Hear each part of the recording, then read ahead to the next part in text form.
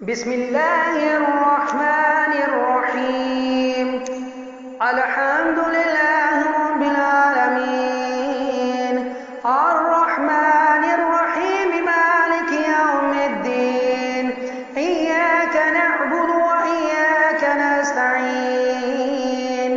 اهدنا الصراط المستقيم، صراط الذين أنعمت عليهم غير المغضوب عليهم ولا الضالين.